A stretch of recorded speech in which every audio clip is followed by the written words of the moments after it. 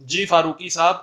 پردہ کے اندر سے مولا علی علیہ الصلوۃ والسلام کے حرم کے اندر سے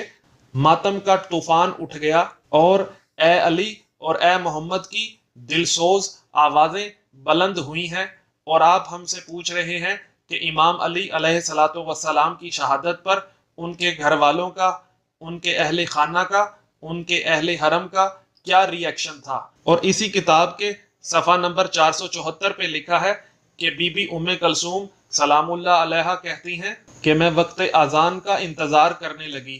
جب وقت قریب ہوا میں آفتابہ میں پانی لے کے آئی، بابا علی کو جگایا، انہوں نے تجدید وضو کی، امامہ سر پہ رکھا،